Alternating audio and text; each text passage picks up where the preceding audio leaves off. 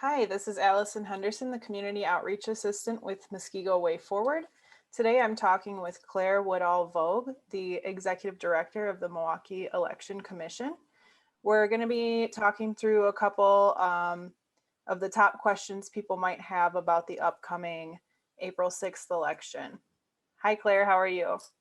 Hi, good. Thanks for having me, Allison. Yeah, thanks for talking with us. So just a couple of brief questions that people might want to know. The election is coming up quick. So I guess the first question we would have is what's on the ballot and where can you find more information like candidate details and polling location? Yeah, so every voter in the state will have state school superintendent on their ballot. And all city of Milwaukee voters will also have judicial races. Depending on where you live, you might have a school board director race or a county supervisor race. You can go to milwaukee.gov/election and click on where do I vote/sample ballot right at the top to find your polling place and view an actual PDF of what the ballot would look like. Another great resource is vote411.org. It's a nonpartisan website where you can, again, put your address in and then find candidate questionnaires, watch candidate forums, and really learn more about the candidates in their own words. And last but not least, you can always Google, read the newspaper. There's been a lot of coverage, especially of the larger races that are more contested, but lots of different ways to research candidates. Oh, those are all great resources. Thank you.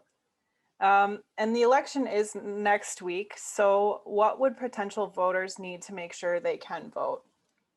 Yeah, so next Tuesday, April 6th, the polls will be open from 7 a.m. until 8 p.m. So long as you're in line at 8 o'clock, you can still vote. The most important thing to bring with you is your photo ID.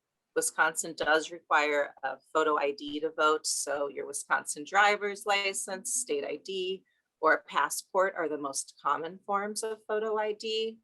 You also want to check and see if you're registered to vote at your current address. You can do that at myvote.wi.gov.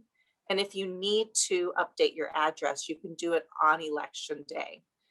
Your ID does not have to have your current address. Instead, you can bring a variety of proof of residence documents. The most common ones are a utility bill, a bank statement, a paycheck, record of your direct deposit, a cell phone bill, and any of those proof of residence documents can be shown on your phone. So it's not too late if you needed to update your address or register for the first time. You can do that all next Tuesday. You just want to make sure you bring your photo ID with you, and if you need, bring your proof of address as well. Great, thank you.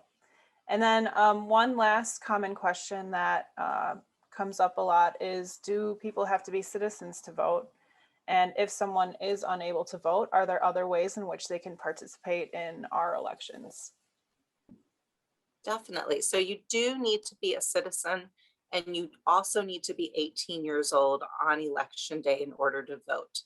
If you're not a citizen or you're not yet 18, though, you can still use your voice to influence those around you, to vote for leaders who will really represent your interests. So you want to talk to your friends and family who are eligible in order to encourage them to vote and make sure that they know about the upcoming election and how it could have an effect on you, especially things like school board races, where the majority of our students aren't yet 18, so they're not eligible to vote either.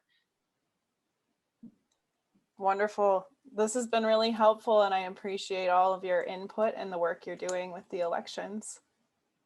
Oh, thank you.